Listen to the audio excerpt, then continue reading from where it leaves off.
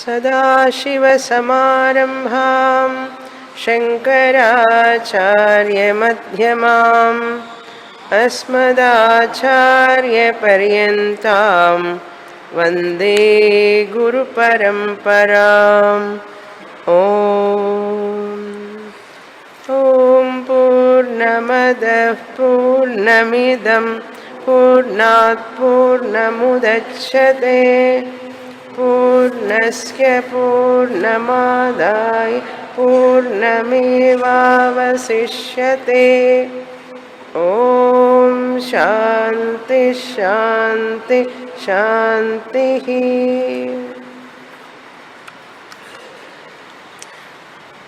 181వ page 4వ అధ్యాయం 2వ బ్రాహ్మణం 3వ మంత్రం చివరి 3 లైన్లు. అస్యైతాహితా నామ నాడ్యః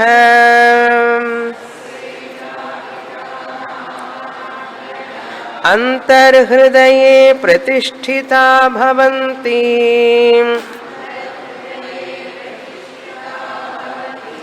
ఏతాభిర్వా ఏతత్ ఆశ్రవదాశ్రవతి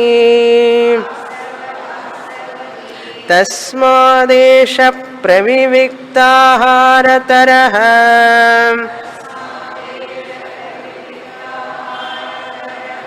ఇవైవ భవతి అస్మాచ్చారితాదాత్మనః శారీరాదాత్మనః.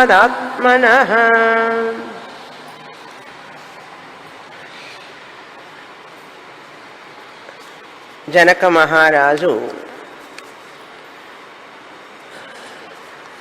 యాజ్ఞవల్కుల వారిని ప్రశ్నించినప్పుడు యాజ్ఞవల్కుల వారు సమాధానం చెప్తున్నారు. యాజ్ఞవల్కుల వారి క్రిందటి ఉపాసనల గురించి చెప్పినప్పుడు ఉపాసకుడు ఎలా తాను మరణించిన తర్వాత ఎలా ప్రయాణిస్తాడు అని ప్రశ్నిస్తాడు. అప్పుడు యాజ్ఞవల్కుల వారి ప్రశ్నకు సమాధానం చెప్పలేకపోతారు జనక మహారాజు. ఆ జనక మహారాజు చెప్పినప్పుడు ఆ సమాధానం యాజ్ఞవల్కుల వారే సమాధానం చెప్తారు. ఏమిటి ఆ సమాధానం అన్నది మనకు తెలిసిన విషయమే. భగవద్గీతలో విన్న విషయం ఉపనిషత్తులో వింటున్నాం. ఇప్పుడు ఏం విన్నాం భగవద్గీతలో, ఎక్కడ విన్నాం అనేది గుర్తు చేసుకోవాలి. 8వ అధ్యాయంలో ఉపాసకుడు క్రమముక్తిని పొందడానికి మార్గాన్ని శుక్ల మార్గం ద్వారా వెళ్తాడు అని ఉన్నది. ఈ శుక్ల మార్గాన్ని వెళ్ళడానికి ముందు అసలు మరణించేటప్పుడు మనిషికి ఏం జరుగుతుంది అని చెప్తున్నారు. ఉపాసకుడు క్రమముక్తి పొందుతాడు, కానీ ఈ మరణానికి ముందు ఆ యొక్క ఉపాసకుడిలో కొన్ని మార్పులు జరుగుతాయి శరీరంలో. అవి ఎలా అనే విషయాన్ని మనకు చెప్తున్నారు. ఇది చాలా తేలికైన విషయం, ఎందుకంటే మాండుక్యంలో మనం విన్నాం. అదే విషయం ఇక్కడ మరొక విధంగా చెప్తున్నారు యాజ్ఞవల్కుల వారు. ఏమిటి ఆ విషయం అంటే, మాండుక్యంలో మనం విన్నాం, విశ్వ తైజస ప్రాజ్ఞ చైతన్య ఆత్మ ఎప్పుడైతే స్థూల శరీరాభిమానం కలిగి ఉంటుందో జాగ్రత్త పురుషుడు అన్నాం. ఆ జాగ్రత్త పురుషుడు శరీర దృష్ట్యా, అదే జాగ్రత్త పురుషుడికి విశ్వ అని పేరు పెట్టాం. మనం పెట్టామంటే ఉపనిషత్తు పెట్టింది. అదే జాగ్రత్త ప్రపంచానికి విరాట్ అని పేరు, వైశ్వానర విరాట్. సో ఈ విశ్వ ఈ వైశ్వానర ఒక జంట. ఎందుకని జంట అని చెప్పాం? ఇంద్ర ఇంద్రాణి అని పేరు పెట్టారు. ఇంద్ర ఇంద్రాణి, ఇంద్రుడు ఇంద్రుడి భార్య ఇంద్రాణి. ఎలాగైతే జంట వాళ్ళు దంపతులు, అదేవిధంగా ఈ జాగ్రత్త పురుషుడు జాగ్రత్త ప్రపంచాన్ని చూస్తూ ఉంటాడు. నేను జాగ్రత్త పురుషుణ్ణి అని నాకెందుకు వేకర్ అంటారు ఇంగ్లీష్లో. వేకర్ అనే పేరు ఎట్లొచ్చింది అంటే, వేకింగ్ వరల్డ్ని చూస్తుంటాను కాబట్టి, వ్యవహారం చేస్తుంటాను కాబట్టి నాకు వేకర్ అని పేరు వచ్చింది. దాన్ని సంస్కృతంలో జాగ్రత్త పురుష అన్నారు. జాగ్రత్త అంటే జాగ్రత్తగా ఉండని కాదు అర్థం, మెలకువతో ఉన్నటువంటి. ఇప్పుడు అందరం మనం మెలకువతోనే ఉన్నాం కదా, అందుకని మనకు జాగ్రత్త పురుష అని పేరు. ఆత్మ చైతన్యమైన నేనే జాగ్రత్త అవస్థలో ఉన్నప్పుడు నాకు విశ్వ అని పేరు. నేను ఏం చేస్తున్నాను ఈ జాగ్రత్త అవస్థలో? జాగ్రత్త ప్రపంచాన్ని తెలుసుకుంటున్నాను.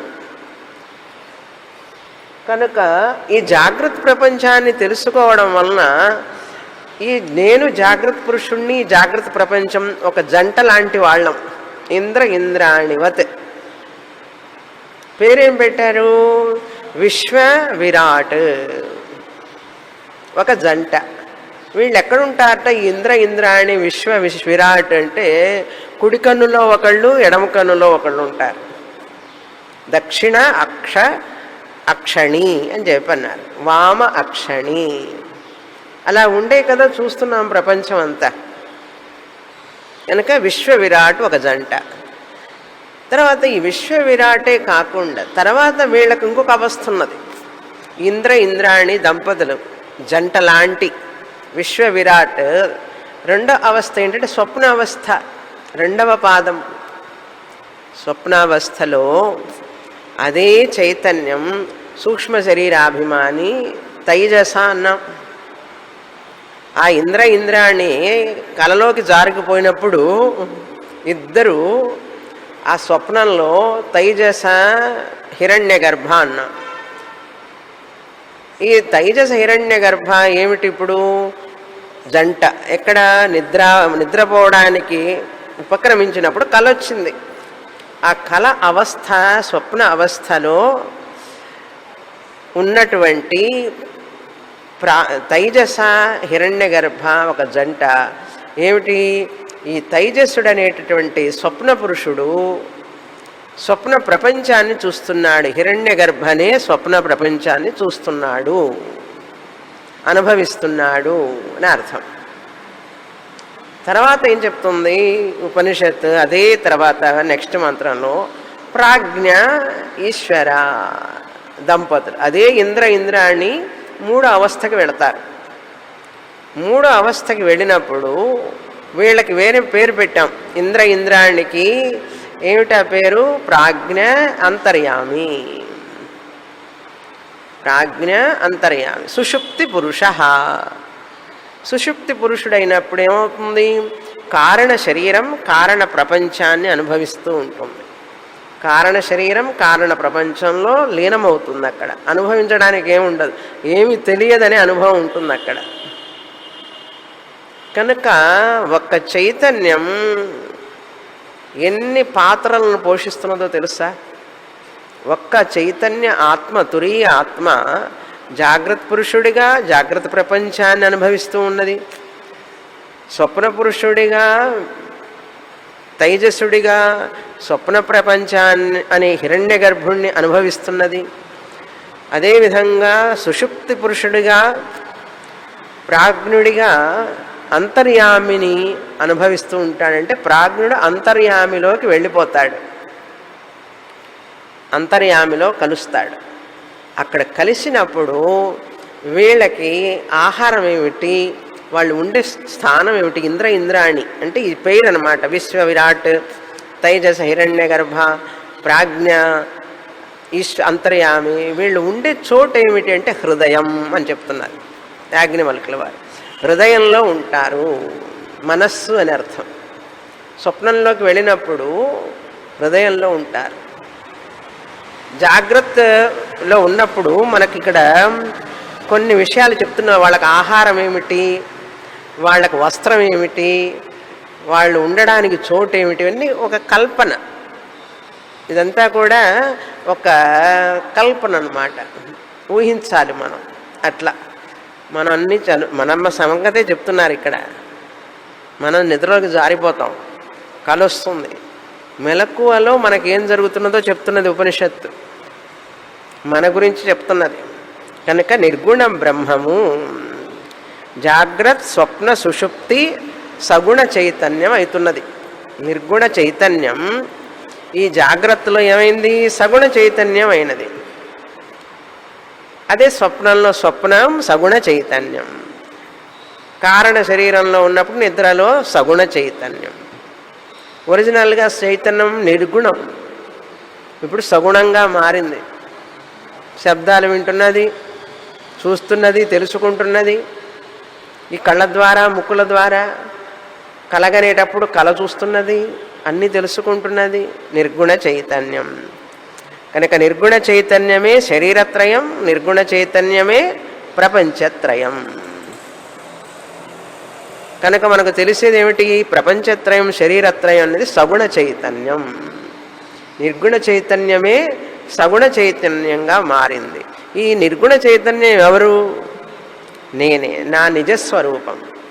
నేనే నిర్గుణ చైతన్యాన్ని సగుణ చైతన్యంగా శరీరత్రయంగా భోక్త, ప్రపంచత్రయంగా భోగ్యంగా, నేనే భోక్తని నేనే భోగ్యాన్ని అనేటటువంటి ఉన్నతమైనటువంటి టీచింగ్ ఇది. కనుక ఇప్పుడు జాగ్రత్త స్వప్న ప్రపంచం ఈ మూడు జంటలు అంటే విశ్వవిరాట్ జంట, హిరణ్య గర్భ తైజస జంట, ప్రాజ్ఞ ఈశ్వర జంట. వీళ్ళకి ఇద్దరు ఇంద్రాణి జంట అంటారు దీన్ని. వీళ్ళు దక్షిణ అక్షణి ఇంద్ర, వామే అక్షణి ఇంద్రాణి వ్యవహారం చేస్తుంటారు. ఇప్పుడు చేస్తున్నావా లేదా? కళ్ళ ద్వారా చేస్తున్నాం. అక్షణి స్వప్నంలో ప్రవేశిస్తారు. ప్రవేశించినప్పుడు ఏం చేస్తారు? ఈ కుడి కంటిని ఎడమ కంటిని వదిలి వెళతారు. వీళ్ళిద్దరు కుడి కంటిని ఎడమ కంటిని నిద్రలోకి జారిపోయినారండి. ఇప్పుడు అక్షణం లేదు, వామం లేదు, దక్షిణము లేదు, కళ్ళు పూసుకున్నాం. కనుక ఈ ఇంద్రాణి ఏం చేస్తారు? స్వప్నంలోకి వెళ్ళిపోయినప్పుడు ఈ కంటి వామ అక్షిని కంటి నుంచి విడిచి పెడతారు. ఈ కళ్ళు పనిచేయవు కదా స్వప్నంలో. కలగనేటప్పుడు ఈ కళ్ళు పనిచేస్తాయా? పనిచేయవు. కనుక విడిచి వెళ్తారు.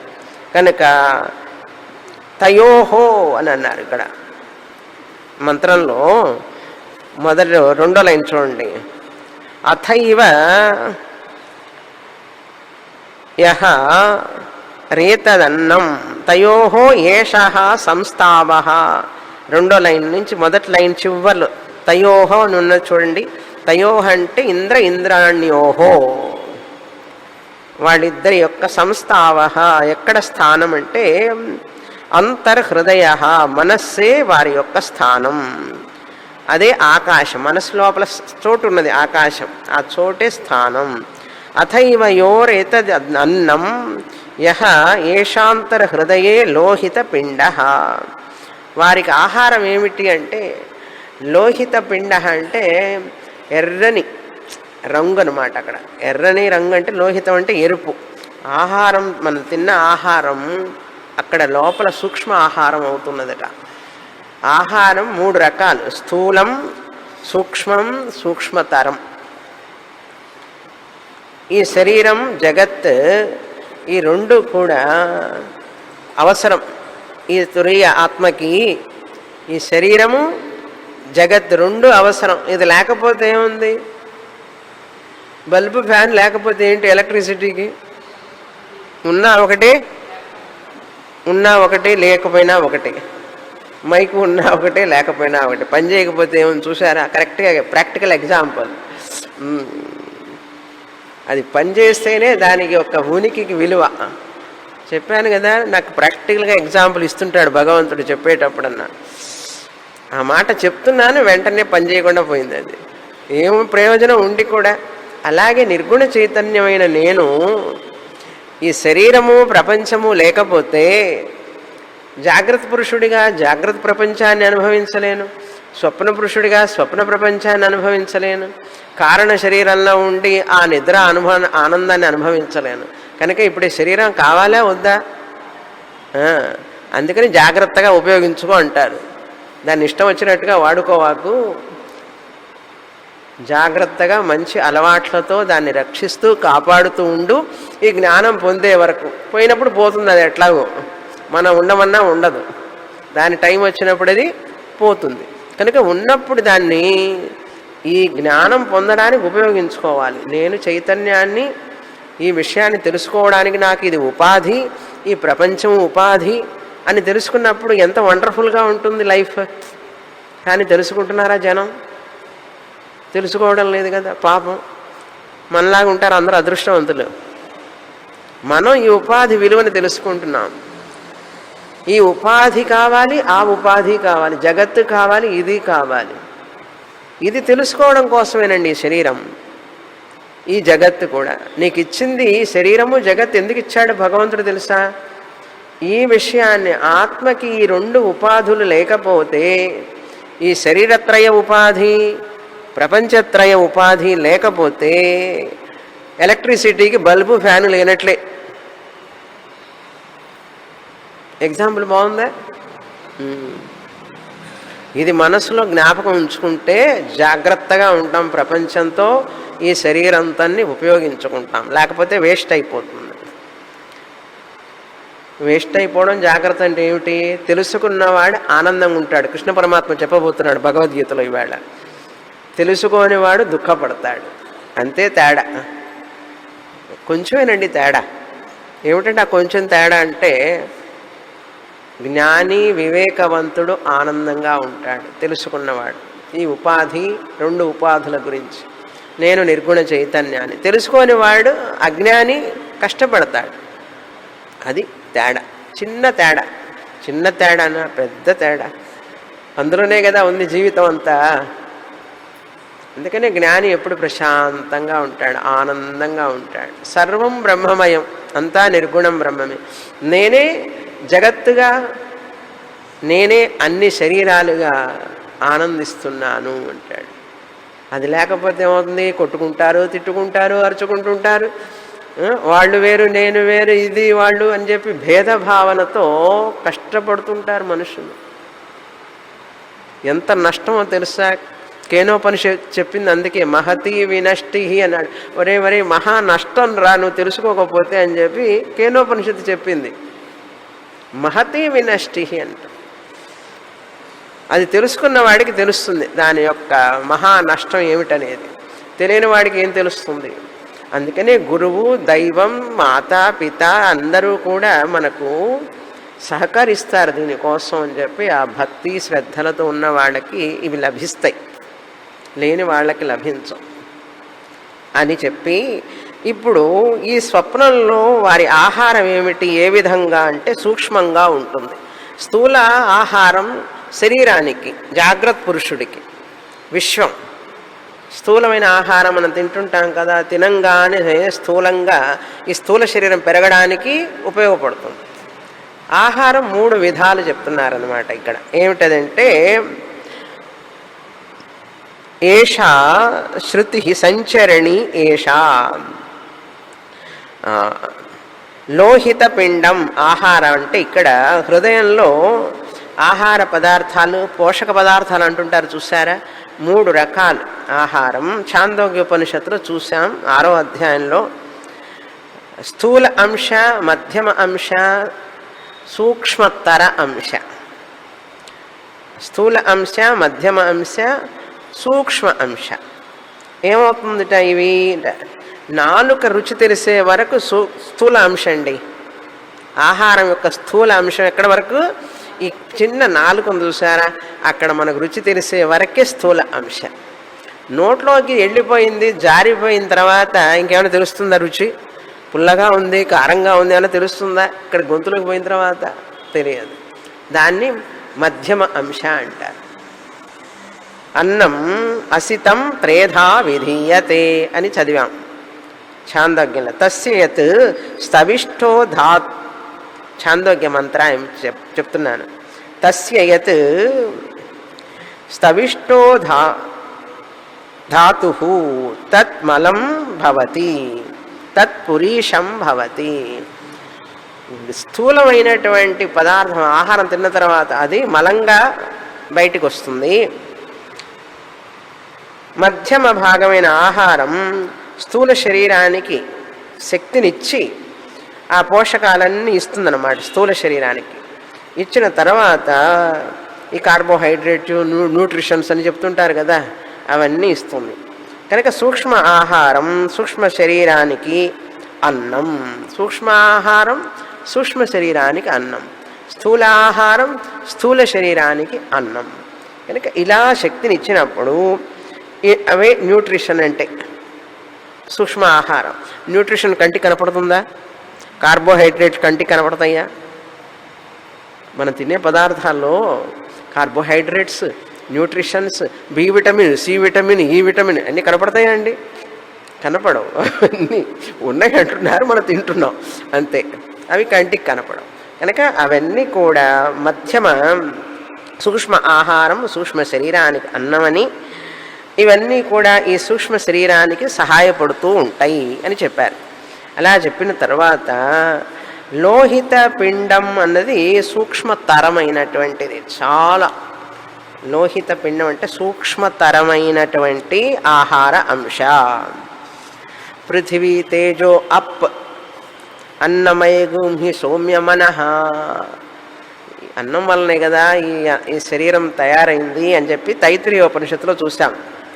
ఆపోమయ ప్రాణ, జలం యొక్క అంశమే ప్రాణము అన్నాం.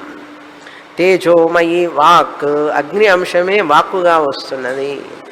అలా ఇంద్రాణి జంట హృదయం అంటే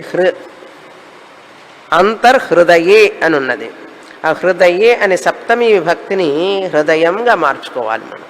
సప్తమి చెప్పినప్పటికీ వారి హృదయం అని అర్థం. నేను వారికి మార్గం ఏమిటి? స్వప్నంలోకి వెళ్ళడానికి ఒక మార్గంలోకి వెళ్ళాలి కదా. దేని ద్వారా వెళ్తారు అంటే నాడి చెప్తున్నారు ఇప్పుడు. సరే, ఈ అన్నం తిన్న తర్వాత లోపల వాటికి కవర్ ఏమిటి? జాలకమివ అని చెప్తున్నారు. ఏతత్ ప్రావరణం యదేతత్ అంతర్హృదయే జాలకమివ. వాళ్ళకి ఒక ఇంద్రానికి వాళ్ళకి వస్త్రం ఏమిటి అంటే, మనం కిటికీలకి మస్కిటో నెట్ వేసి పెడతాం చూసారా?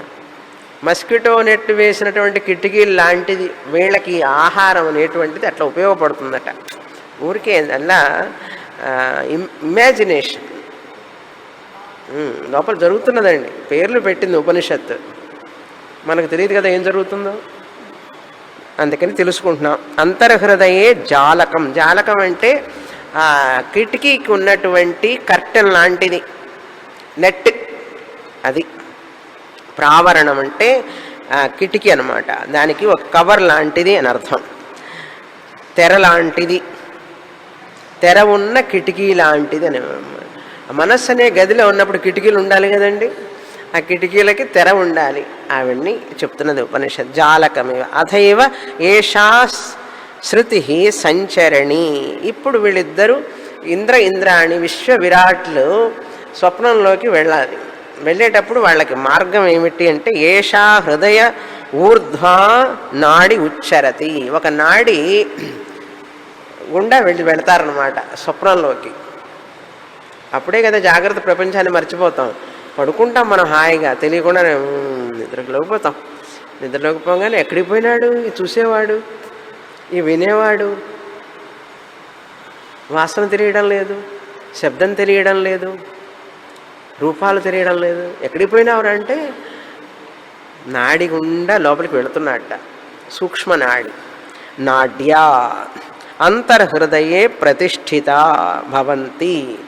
ఈ యొక్క హృదయంలో మనస్సులో అక్కడ ఉంటారు. ఎవరుగా ఉంటారు వీళ్ళు? విశ్వ విరాట్ ఏమైపోయినారు ఇప్పుడు? తైజస హిరణ్య గర్భులుగా ఉన్నారు జంట ఇంద్రాణి. స్వప్న శరీరం, స్వప్న ప్రపంచం. ఎట్లా ఉంటుంది ఆ నాడి అన్నట? ఎంత ఉంటుందంటే పెద్ద నాడి అన్నాడు. ఎంత ఉంటుందంటే యథా కేశ సహస్రధా భిన్న ఏవ అస్య హేత హిత నామ నాడ్య. ఈ ఇద్దరు ప్రయాణించేటటువంటి నాడి ఎంత ఉంటుందో తెలుసా? ఆ నాడి ఒక వెంట్రుకని తీసుకురా, ఆ వెంట్రుకని నిలువుగా 100 ముక్కలు చెయ్యి, 100 భాగాలుగా కత్తిరించు.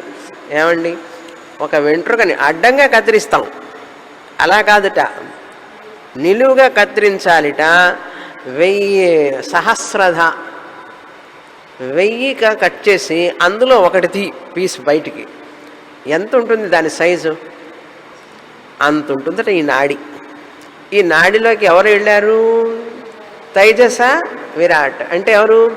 నిర్గుణ చైతన్యమైన బ్రహ్మమే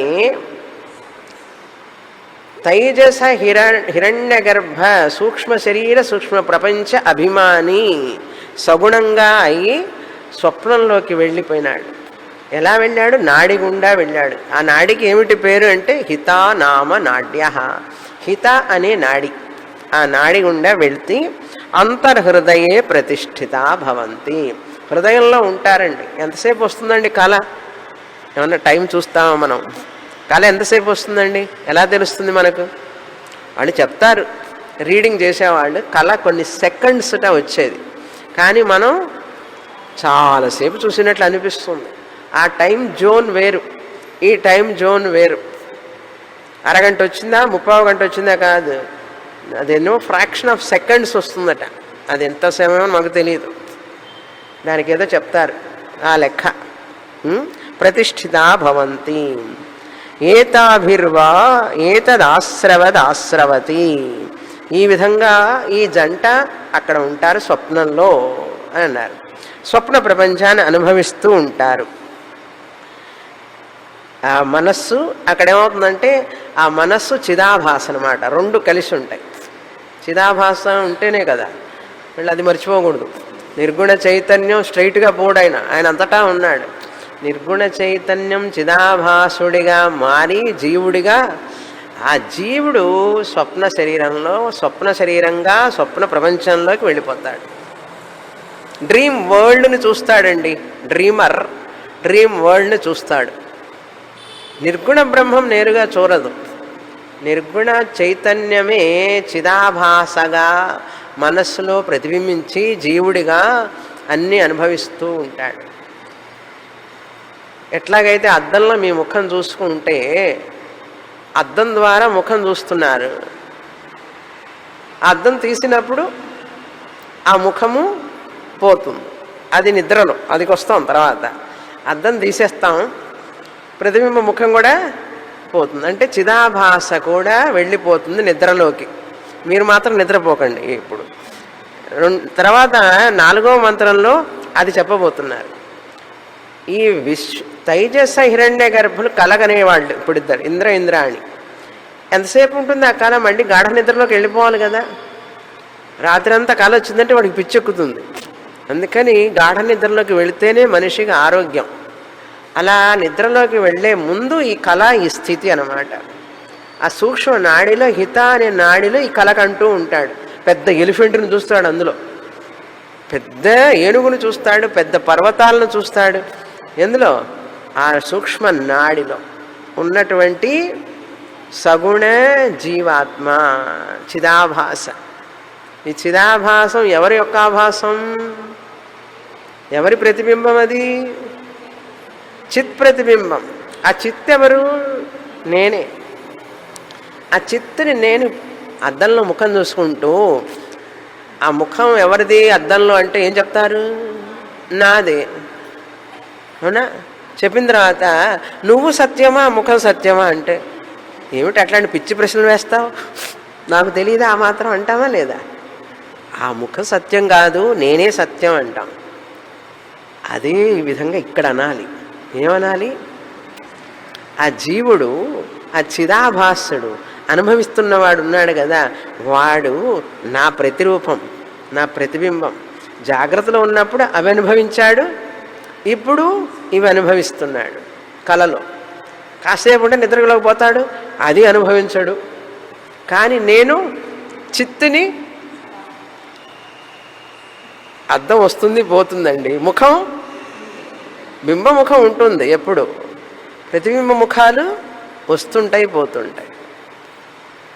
ఎంత చక్కగా చెప్తుంది చూడండి ఉపనిషత్తు. మనం ఎందుకు ఇంత కష్టపడతాం అర్థం చేసుకోకుండా? అర్థం చేసుకోకుండా ఉండడానికి మేనేజ్ చేస్తుంటాం మనం. ఇంత తేలిగ్గా చెప్తున్నా కూడా ఇందులో ఏముందండి కష్టం? చూడండి, అద్దం ఉన్నంతసేపు ప్రతిబింబం ఉంటుంది, ప్రతిబింబ ముఖం. ప్రతిబింబ ముఖం సత్యం కాదు, బింబముఖమే సత్యం. బింబముఖం అనేది చూసుకోలేము మనం. బింబముఖం చూసుకోవాలంటే మీడియం కావాలి. మీడియం ఉన్నప్పుడే ప్రతిబింబ ముఖం ఏర్పడుతుంది. ప్రతిబింబ ముఖం ఉన్నప్పుడే నన్ను నేను చూసుకుంటాను. పాపం చిత్తుకు కూడా అంతేనండి. చిత్తు కూడా తనను తాను తెలుసుకోలేదు, చూసుకోలేదు. ఈ వేలు ఆ వేలును తాకుతుందా? నన్ను నేను ఎలా తాకుతాను? తాకలేను. అదే విధంగా నా ముఖం నేను ఎందుకు చూసుకోలేను? పెద్ద గొప్పవాళ్ళం అండి మనం, ఎక్స్పర్ట్స్, అన్నిట్లో ఎక్స్పర్ట్స్మే. ఒక్కటి మాత్రం పెట్టాడు భగవంతుడు లిమిటేషన్. ఏమిట్రా అంటే అది నీ ముఖం నువ్వు చూసుకోలేవు. ఏమిటి పెద్ద గొప్ప నువ్వు? ఇంతకంటే ఏం లిమిటేషన్ కావాలండి మనకి? అంద చందాల ముఖాన్ని ఈ సోకు చేసుకున్న తర్వాత, షోకో సోకో తెలియదు, ఎంత చేసుకున్న తర్వాత వీడికి ఏం కావాలి? అద్దం కావాలి. అద్దం లేకపోతే స్టీల్ పళ్ళెల్లో చూసుకుంటాడు. ఎక్కడ అద్దం దొరికితే అక్కడ చూసుకుంటాడు. చూసారా? ఎంతటి గొప్పవాడికైనా వాడి ముఖం వాడు చూసుకోలేడు. అదేవిధంగా చిత్త చైతన్యం తనను తాను ఆనందించాలన్నా, తెలుసుకోవాలన్నా, చూసుకోవాలన్నా ఏం కావాలి? చిదాభాస కావాలి. ఎట్లాగైతే ఈ ముఖానికి ప్రతిబింబ ముఖం కావాలో, చిత్ చైతన్యమైన నాకు ఏం కావాలి?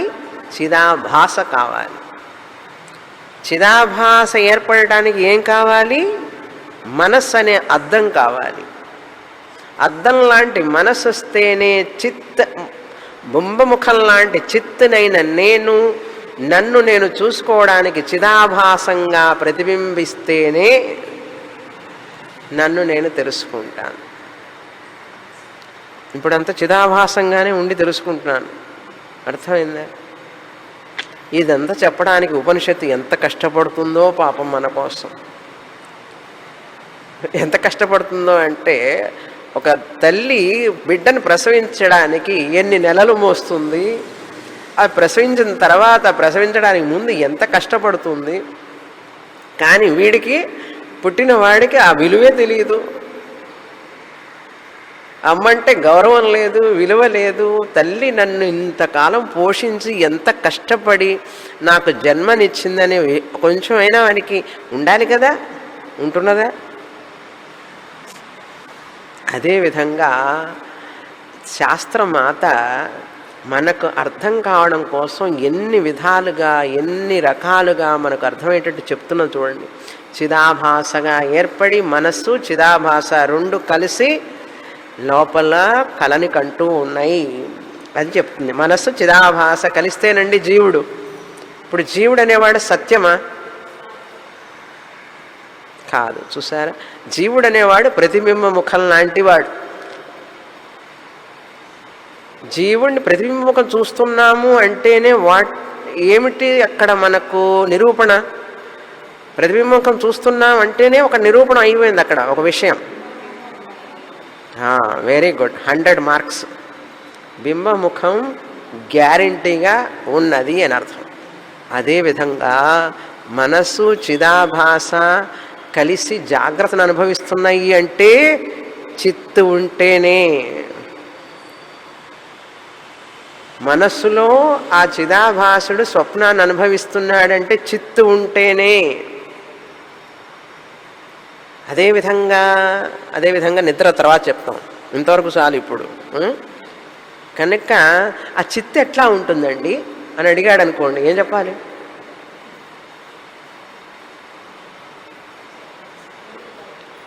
ముఖం ఎట్లా ఉంటుందన్నాడు. చూస్తున్నావుగా అద్దంలో, ఎట్లా ఉంటుందో అట్లా ఉంటుంది అన్నాడు. మన ముఖం ఎట్లుంటే అట్లా కనపడుతుంది కదండి. తెలుసుకునేవాడిగా ఉంటుంది. కాన్షియస్నెస్ అన్నీ తెలుసుకుంటున్నావు కదా, అలా ఉంటుంది. అందుకని దానికి సత్యం జ్ఞానం అని పేరు. అద్భుతమైనటువంటి మహా అద్భుతమైనది ఏదైనా ఉంటే ప్రపంచంలో ఇదేనండి అని చెప్పి చిదాభాస చిత్తులో కలిసిపోతుంది. ఎప్పుడు? నిద్రలోకి వెళ్ళినప్పుడు. వెళదామా నిద్రలోకి? సో ముఖం ఎలాగైతే అద్దం తీసేస్తే ప్రతిబింబ ముఖం బింబముఖంలో కలిసిపోతుందో, బింబముఖంలో కలుస్తున్నదా? ప్రతిబింబ ముఖం లేకుండా ఉంటుందా? అంతే, కలిసినట్లుగా. కొంచెంసేపు జోక్, ప్రతిబింబ ముఖం అద్దం తీయగానే ప్రతిబింబ ముఖం చిన్నగా బింబముఖంలోకి వెళుతుందా? ఏమండి, ప్రతిబింబ ముఖం ఎంత సత్యం అండి?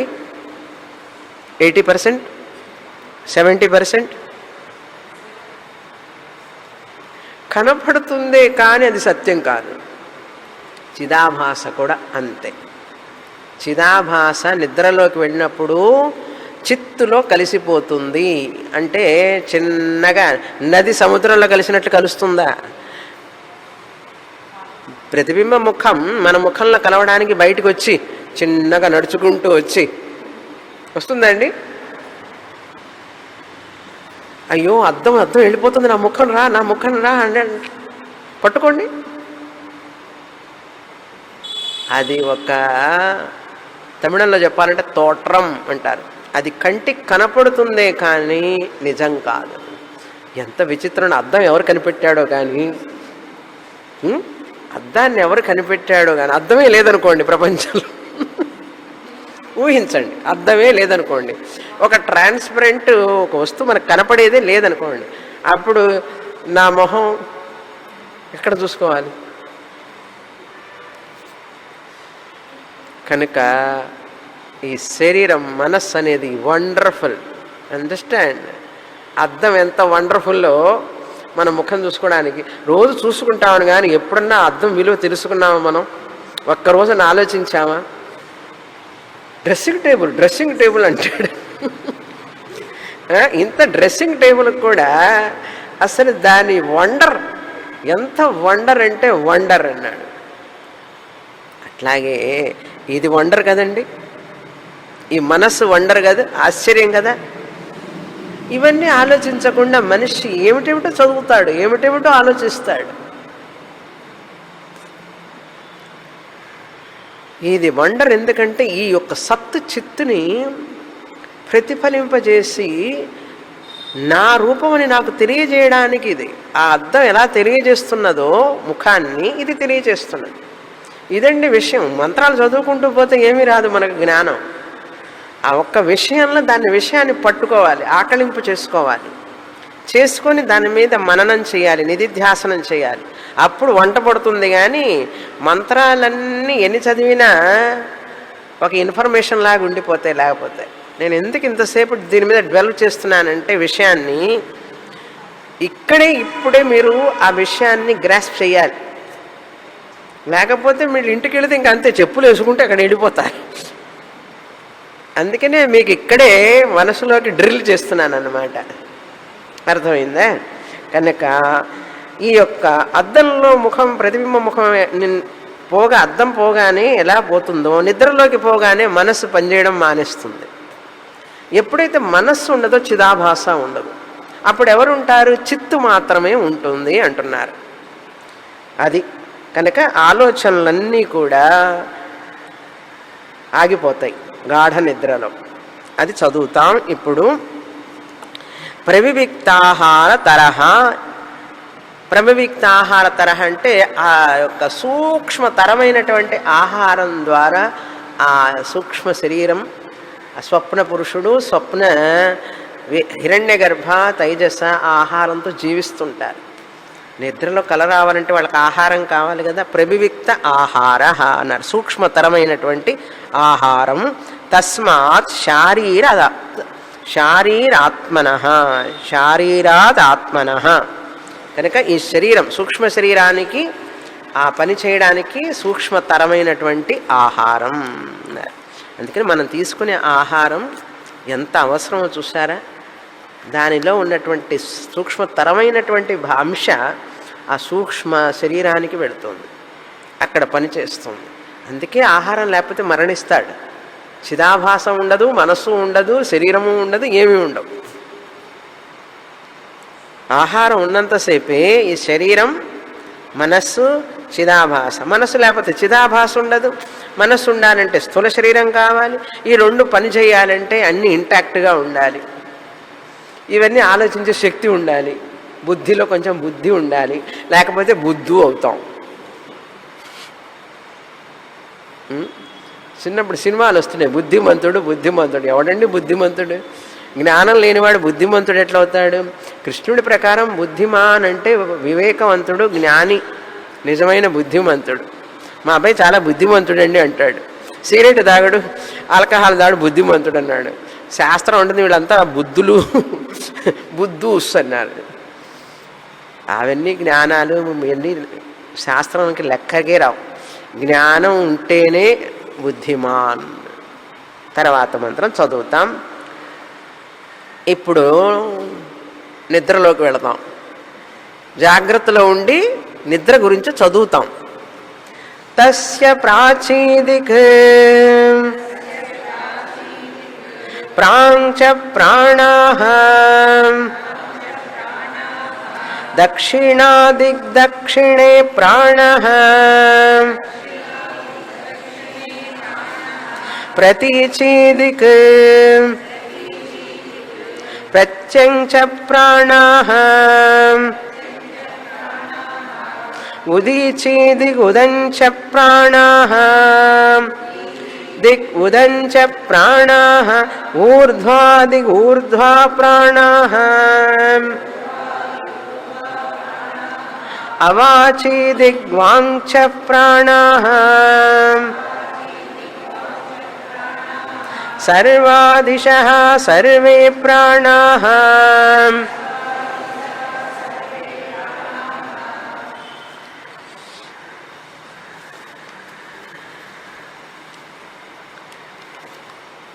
మన వాళ్ళు చెప్తారు ఆహారం మనస్సుకు వెళుతుంది అనే విషయాన్ని మనకు చాందోగ్యంలో ఉన్నాం. ఆహారం ఎట్లా మనస్సు మీద పనిచేస్తుందనేది మనం గ్రహించాలి. ఇక్కడ సూక్ష్మమైనటువంటి సూక్ష్మతరమైన ఆహార పదార్థం స్థూల శరీరం మీదన పనిచేస్తుంది, మనస్సు మీదనా?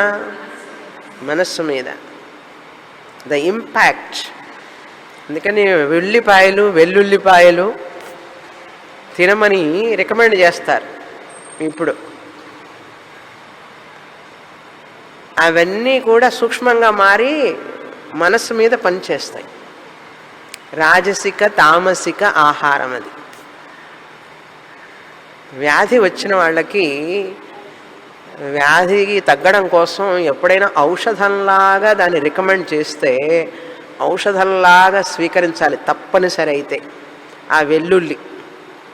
అంతేగాని రోజు ఆహారంలో వాడుకోకూడదు. అది తప్పనిసరి అయితే వ్యాధి కోసం రికమెండ్ చేస్తే, అది లేకుండా ఉంటే బెస్ట్. అంతగా కావాలంటే ఔషధంలాగా తీసుకోవాలి. అంతేకాని వెల్లుల్లిపాయలు అది మనస్సుకి శాస్త్రీయబద్ధమైన ఆహారం కానే కాదు. రాజసిక తామసిక ఆహారం అది. ఇప్పుడు అది ఫ్యాషన్ ఆఫ్ ద డే. అది లేకుండా వంటే ఉండదు చాలామందికి. వెనకటి రోజుల్లో అవి తింటే ఊరు బయట ఉంచేవాళ్ళు. ఇప్పుడు తినని వాళ్ళని నాలాంటి వాళ్ళని ఊరు బయట పంపిస్తారు.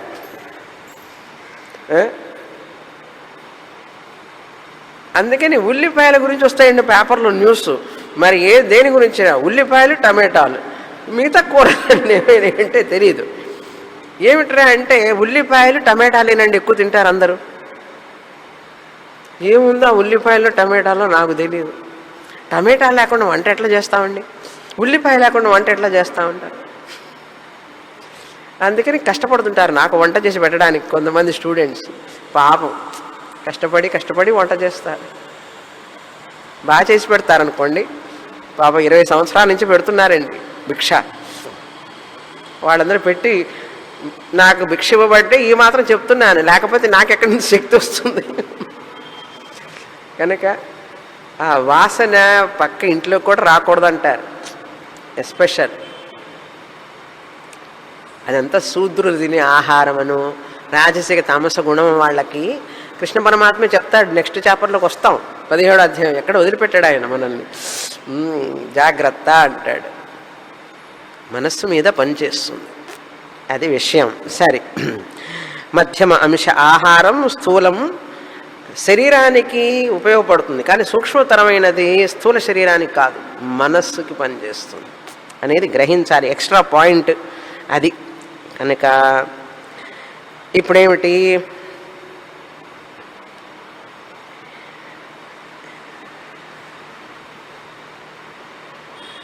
ఇక్కడ చెప్తున్నారు తస్య ప్రాచీదిక్. విషయం ఏమిటంటే ఈ యొక్క ప్రాజ్ఞ ఈశ్వరుడు అంతర్యామికి ప్రాణం అని పేరు పెట్టారు. ఇంద్రాణి కాదు, ఇప్పుడు ప్రాణాహ. ఏమిటండి ప్రాణ అని పేరు పెట్టారంటే, అన్ని ఇంద్రియాలు పనిచేయకపోయినా, పంచ జ్ఞానేంద్రియాలు పంచ కర్మేంద్రియాలు అన్నీ పనిచేయకపోయినా ఎవరు పనిచేస్తున్నారు? నిద్రలో ప్రాణం పనిచేస్తుంది. అప్పుడు ఆ ఈ యొక్క చిదాభాస మనస్సు పనిచేయడం లేదు కానీ నిద్రలో అర్థం ఉన్నంతసేపే కదండి చిదాభాస. ఈ చిత్త చిదాభాస ఏమైపోయింది? చిత్తులో కలిసిపోయింది. అంటే జీవాత్మ పరమాత్మలో కలిశాడు అని అర్థం. రోజు నిద్రలో మనందరం పరమాత్మలో ఐక్యం అవుతున్నాం. రాత్రికి మళ్ళీ 5 గంటల తర్వాత ఐక్యం అవుతారు. మళ్ళీ పొద్దున్నే ఈ జీవుడు ఏమొస్తాడు? బయటకు వస్తాడు, జాగ్రత్త పురుషుడు అవుతాడు. ఆ నిద్ర గురించి చెప్తున్నారు చూడండి, అద్భుతం. ఆ ఇంద్రియాలన్నీ పని చేయకపోయినా ప్రాణం పనిచేస్తున్నది కనుక ఈ ప్రాణం అనేటువంటిది ఇండివిజువల్కి సంబంధించదు, టోటల్ ప్రాణంగా మారిపోతుంది. టోటల్ ప్రాణం. ఎందుకంటే ఇండివిజువల్గా నేను వ్యక్తిని ఉన్నాననే భావన ఉన్నదా? మనస్సు పనిచేస్తోందా? ఇంద్రియాలు పనిచేస్తున్నాయా? ఈ శరీరం నేననే భావన ఉన్నదా? ఏమీ లేదు. కానీ ప్రాణం పనిచేస్తుంది కనుక ఈ సర్వాంతరంగా ఉన్నటువంటి ఈ ప్రాణం ఇది శరీరంలో ఉందా, బయట ఉన్నదా? కుడివైపున ఉంది, ఎడమవైపు ఉంది, తూర్పు ఉంది, పడమర ఉంది, దక్షిణం ఉంది, ఉత్తరం వైపు ఉన్నది, పైన ఉన్నది, కింద ఉన్నది ప్రాణం అంటున్నారు. ఎవరు? ఈ ప్రాజ్ఞ అంతర్యామి అనేవాడు ఒకటైనారు. ఇప్పుడు నేను ప్రాజ్ఞాన్ని గుర్తుంటుందా? ఇండివిజువాలిటీ ఉందా? చిదాభాసమే లేకపోతే ఇండివిజువాలిటీ ఎక్కడ ఉంటుందండి? ప్రాజ్ఞ ఈశ్వరుడు ఐక్యమైనారు. ఐక్యమైనప్పుడు ఆ ప్రాణం, టోటల్ ప్రాణం ఉంది కదా, మరి ఈ ప్రాణం ఆ ప్రాణం కలిసినప్పుడు ఏ దిక్కులో ఉన్నాడు ప్రాణం? ఇప్పుడు అంతటా కలిసి ఉన్నాడు. కుడివైపు వామై, దక్షిణ, ఉత్తరం, ప్రాచీదిక్, తూర్పు, పడమర అంతటా ప్రాణమే. అందుకే నిద్ర అనేటువంటిది అద్భుతమైనటువంటి విషయం. నిద్రావస్థలో మనం ఎక్కడ ఉంటాం, ఎలా ఉంటాం, ఏమిటనేది ఉపనిషత్తు చెప్తోంది. అది యునీక్నెస్ ఆఫ్ బృహదారణ్యక ఉపనిషత్తు. ఎందుకంటే మనకు నిద్రపోయిన తర్వాత ఏమీ తెలియదు అనుకోండి, అది విషయం. కనుక నిద్ర గురించి నిద్రలో చదువుతామా, మెలకుతో చదువుతున్నప్పుడు చదువుతామా? మెలకుతో ఉన్నప్పుడు చదవాలి. చూడండి ఎంత అద్భుతంగా ఉందో. నిద్రలోకి జారుకుంటే ఏమీ తెలియదు. అది ఈ విషయాన్ని చెప్తున్నారు. వచ్చే వారం చూస్తాం. అందుకనే అక్కడ అమృతత్వం అంటారు దాన్ని. అమృత స్వరూపం, చిత్తుగా ఉంటాను నేను, తెలియదు నాకు. మళ్ళీ అజ్ఞానం మేలుకుంటుంది ఉదయాన్నే. అందుకని రాత్రికి హాయిగా నిద్రపోండి, పరమాత్మలో ఐక్యం అవుదాం అందరం. అయ్యి మళ్ళీ పొద్దున్నే జీవాత్మగా వస్తాం. వచ్చినా కూడా నేను పరమాత్మనే అని గుర్తుపెట్టుకోవాలి మనం. అది విషయం. తస్య ప్రాచీదిక్, తూర్పు వైపు ఏముంటాయి? ప్రాంచ ప్రాణాహ, తూర్పు వైపు ఉన్నటువంటి ప్రాణములు అని అర్థం. ప్రాణములు అంటే ఏమిటి? పంచప్రాణములు. దక్షిణాదిక్ దక్షిణే ప్రాణాః. ఈ కుడివైపున ఉన్నటువంటి ప్రాణం ఈ కుడివైపున ఉన్న దక్షిణ వైపుగా అంతా వ్యాపించి ఉంటుంది అని అర్థం అక్కడ. తర్వాత ప్రతీచీదిక్ ప్రత్యంచ ప్రాణాః అంటే పడమర వైపు ఉండేటటువంటి పడమర ప్రాణాలు, ఉదీచీదిక్ ఉత్తరం వైపు ఉండేవి, దక్షిణం వైపు ఉండే ప్రాణాః, ఊర్ధ్వాదిక్ ఊర్ధ్వా ప్రాణాః, అవాచి అంటే క్రింద ప్రాణాః, సర్వాదిశః సర్వే ప్రాణాః అన్ని దిశలయందు ఈ ప్రాణములు ఉంటాయి అన్నారు. తర్వాత చదువుతాం. ఇంతవరకుతో ఏమైంది? నిద్ర అయిపోయింది. ప్రాణం మాత్రం పనిచేస్తూ ఉంటుంది నిద్రలో. ఏమి స్థూల సూక్ష్మ శరీరం గుర్తుండదు. పామును పైన పారినా కూడా జ్ఞాపకం ఉండదు. ఎక్కడ పడుకున్నామో తెలియదు, ఎలా పడుకున్నామో తెలియదు, ఏమవుతున్నామో తెలియదు. కానీ ఉన్నావా లేదా? ఎలా ఉన్నావురా అంటే చిత్తుగా ఉన్నా, చిత్తుగా పరమాత్మగా ఉన్నాను అని ఎవరు చెప్తున్నారు? ఉపనిషత్తు చెప్తుంది. మనకేం తెలుస్తుంది? ఉపనిషత్తు చెప్తున్నది. ఆహా, నేను పరమాత్మగా ఉన్నానా? అవును. ఎట్లా ఉన్నాను? లాజిక్ ఏంటి? ఇంద్రియాలు పనిచేయవు, మనసు పనిచేయడం లేదు. మనసు లేకపోతే చిదాభాసము లేదు. అద్దం లేకపోతే ప్రతిబింబం ఏముంటుంది? అద్దం తీసి ప్రతిబింబం పోయింది. పోయితే ఎవరున్నారు? ఒక్క ముఖం ఉన్నది. చిత్తుగా ఉన్నాను నిద్రలో. ప్రతిరోజు నిద్రలో మనం ఆత్మస్వరూపంలోనే, మనం ఆత్మస్వరూపంలో ఉన్నామా, నేను ఆత్మగా ఉంటున్నానా? ఏది చెప్తే బాగుంటుంది మీరే డిసైడ్ చేయండి. మనం ఆత్మస్వరూపంలో లీనమైపోతున్నాం ప్రతిరోజు అంటే వ్యావహారిక దృష్ట్యా లోవర్ ఐ స్టాండ్ పాయింట్ని చెప్తే ఏం చెప్తాం? నేను ప్రతిరోజు నిద్రలో జీవాత్మనైన నేను పరమాత్మలో లీనమవుతాను అని చెప్పడం అహంకార దృష్టిగా. నేను అనే అహంకారం అంటే లోవర్ ఐ దృష్టితో అలా చెప్పచ్చు, తప్పులేదు చెప్తే, అవునా? పారమార్థిక దృష్టితో హయ్యర్ ఐ దృష్టితో చెప్తే ఏ చెప్పాలి? నేను చిత్తుని నిద్రలో నా చిదాభాసము మనస్సు ఇవన్నీ ఏం లేకుండా నేను చిత్తుగానే ఉంటాను అని చెప్పచ్చు. ఏది కరెక్ట్ అంటే రెండు కరెక్టే. వ్యావహారిక దృష్ట్యా ఇది కరెక్ట్, పారమార్థిక దృష్ట్యా తురీయ ఆత్మగా ఉంటాను నేను అనేది కరెక్ట్. అయితే నిద్రలోనే మాత్రమే తురీయ ఆత్మగా ఉంటానండి, ఇప్పుడు ఉండనా అన్నాడు.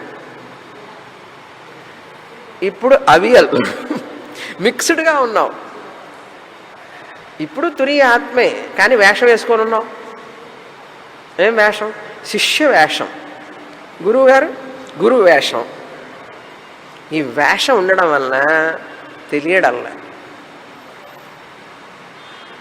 వేషం తీసినప్పుడు తెలుస్తుంది. నిద్రలో వేషం ఉండదు, నిద్రలో వేషం ఉండదు, తెలుసుకోవడం ఉండదు. కానీ తెలుసుకుంటున్నాం అక్కడ. సుఖమహమస్వాప్సం నకించిద్ అవేదిషం. నేను హాయిగా నిద్రపోయినాను, నాకేమీ తెలియలేదు అని ఎప్పుడు చెప్తున్నావు? నిద్ర లేచిన తర్వాత చెప్తున్నావా లేదా? అంటే ఉన్నావా లేదా అక్కడ? ఎట్లా ఉన్నావు? చిత్తుగానా చిదాభాసగానా? అందుకే ఆహా బాగా నిద్రపోయినాను అంటాడు. అందుకే ప్రతివాడు నిద్రపోవడానికి ఎందుకు ఇష్టపడతాడు తెలిసిందా? ఇప్పుడు నాకు నిద్ర వద్దండి అంటారు ఎవరన్నా? ఒరే నన్ను నిద్రపోనివరా? దానికోసం మళ్ళీ ట్యాబ్లెట్స్ ఎలా వేసుకుని నిద్రపోతాడు. నిద్ర పట్టకపోతే పిచ్చి పడుతుంది. అందుకని రోజు ఆత్మలో ఐక్యం అవుతేనే వాడికి మనశ్శాంతి. చూసారా నిద్ర పట్టని వాళ్ళకి ఎన్ని రోగాలు రొప్పులు వస్తాయో, కష్టాలు వస్తాయో. అందుకని నిద్ర పట్టడం కోసం డాక్టర్లు మందులు ఇస్తారు. కారణం ఏమిటి? రోజు నువ్వు పరమాత్మలో లీనం కాకపోతే నీకు మెంటల్ వస్తుంది.